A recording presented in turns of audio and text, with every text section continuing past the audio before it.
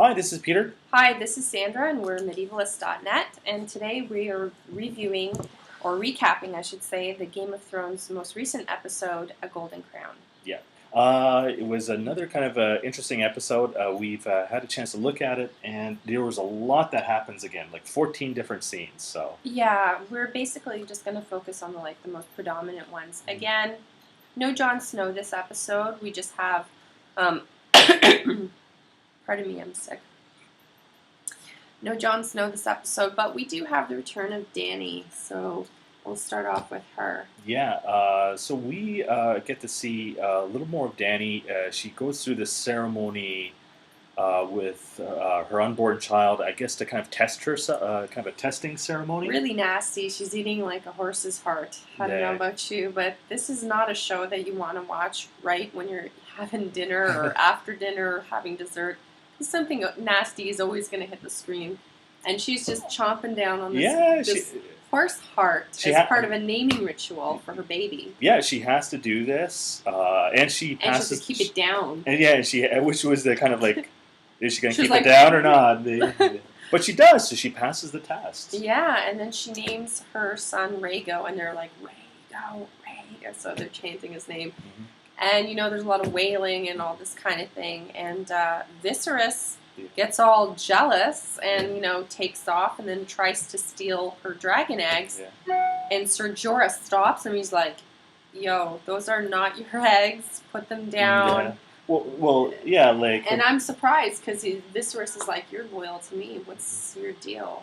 I think Viserys is kind of realizing throughout this, and he's been realizing over the last few weeks how weak a position he really has, and he's slowly coming in. And so he wants to steal the eggs, and so he could try again with raising an army because he knows no one really supports him, no one really cares about him.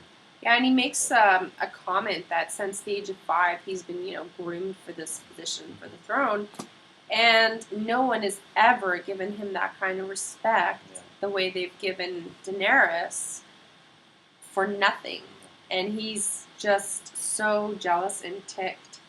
And then he comes back into the tent later on. Yeah, he's obviously drunk. Loaded. And he's like, threatens his sister and says, you're coming with me if Khal Drogo doesn't pay up. Mm-hmm. Or I'm going to cut your baby out of your stomach. Yeah, and he still believes in his own grandeur and persona so much that he doesn't think anyone's going to harm him, and he says, well, no one's you can't spill my blood here anyway. Yes, because apparently you're not allowed to spill blood inside the Dothraki city, so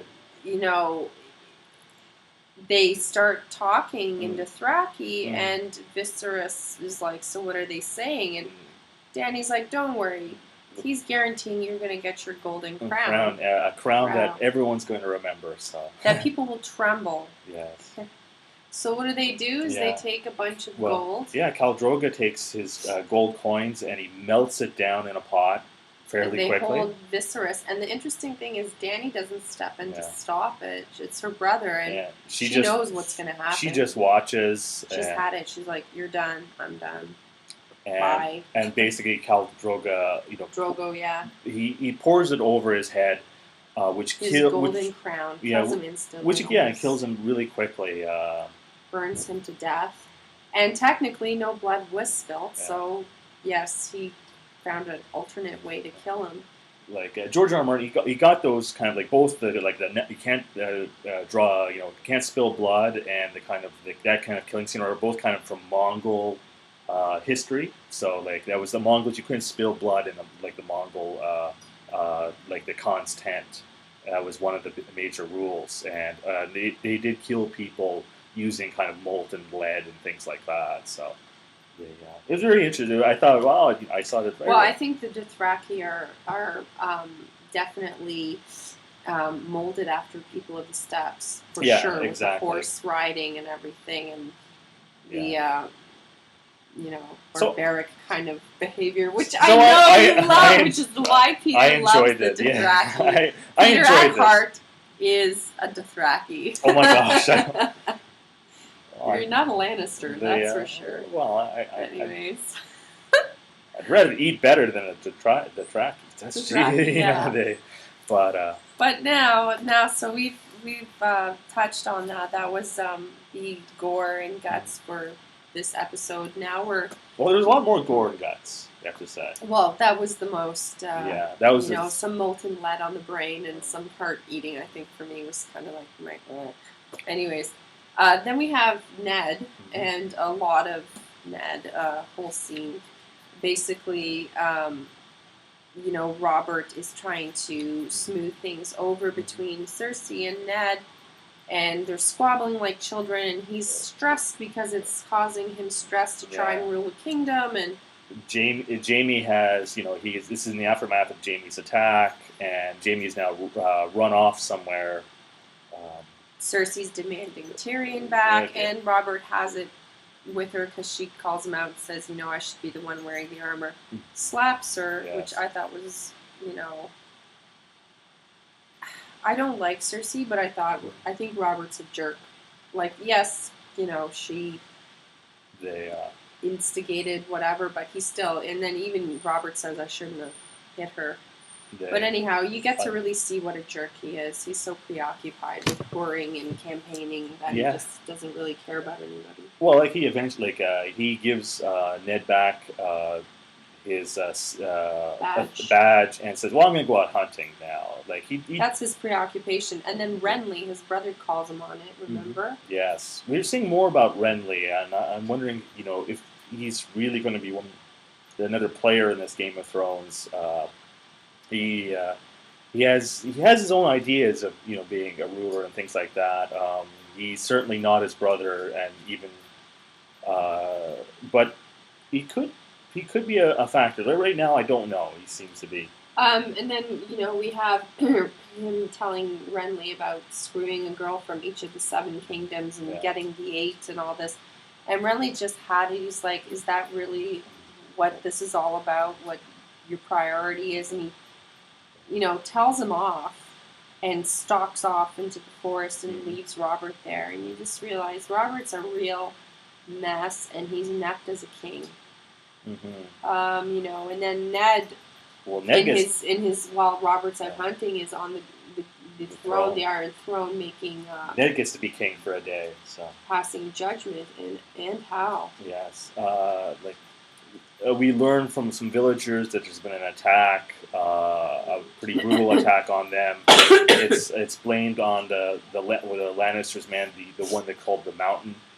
Sir Gregor Clegane. Yeah, thank you. So he sends 100 men to his keep to arrest him and strip him of his rank and titles and have him executed. Yeah, basically. And the surprise there is Ned also calls out Tywin Lannister. Cersei, Jaime, and Tyrion's father. He's the richest man. He's the Donald Trump of Westeros, basically the 7 kingdoms. And he basically is going to charge his bannermen for pillaging that village, which is a bold move because Robert's half a kingdom in debt to the Lannisters. So King Robert's not going to appreciate that move. But Littlefinger kind of pushed him. Did you see that? When he was like, "Oh, and the bannermen were most likely Lannister." Who knows where Littlefinger's loyalties lies?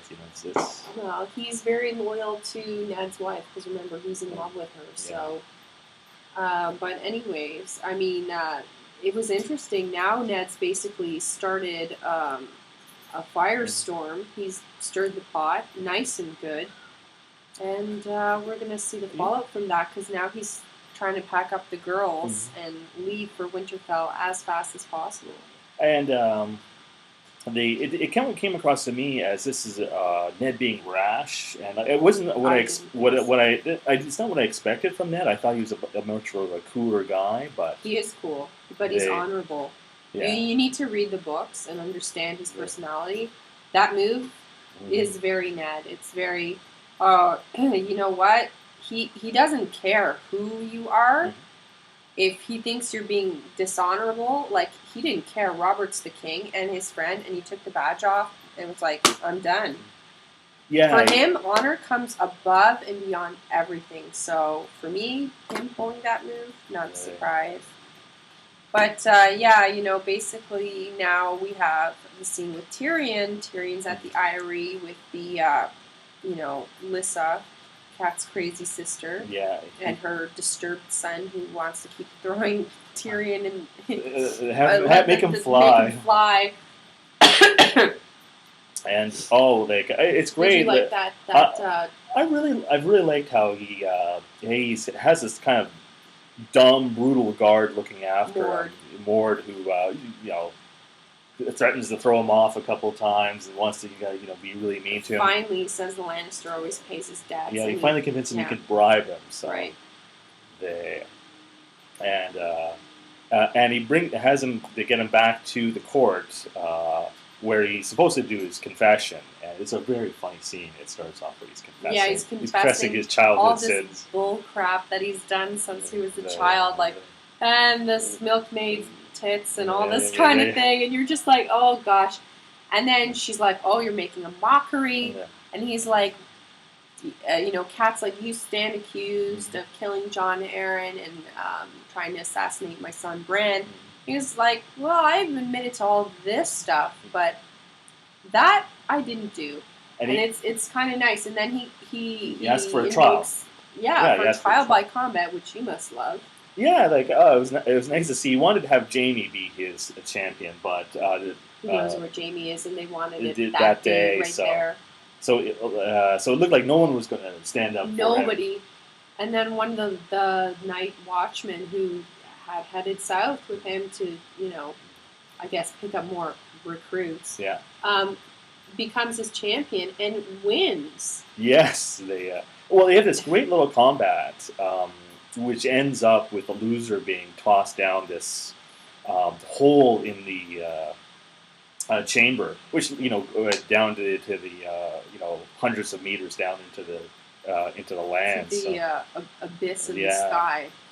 Very high up, thousands of feet. Then basically, that's... And wins his freedom. Yeah, and he tosses Mord the bag of gold he promised. He's like, a Lannister always pays his debts. I'm out of here. See ya. And he leaves, and it's awesome. And my vote is Tyrion for king. I think it was great. I think he did it he gave that money to Mord on the way back. He pays his debts, but at the same time, he tells everybody there that Mord had been bribed by him. I don't think Mord's career as a jailer is going to last much longer. No, but that was a very good episode. I was pleased with it. I enjoyed it. Yeah, there were other scenes we really can't kind of. We would be here for another 15 minutes. But the show is really starting. I thought this one was really getting going, and there's lots of plots that are coming together. And it looks like they're setting up for a lot more action. So I'm hoping for the return of Jon in the next episode. Yes, I'm missing good old Jon Snow. And what's going on at the wall. So yes, and from previews that I saw earlier this week, it looks like there's been this lady that's been captured in the forest. One of these bandits, the wildlings. A wildling. I think she's going to have a bit of a role in the next episode. So we might learn more, get more about what's happening in Winterfell. So. Yeah, it'll be interesting. So tune in next week, and we'll have another recap for you for the next episode. And thank you for joining us, and we'll see you on Sunday. Thank you. Bye.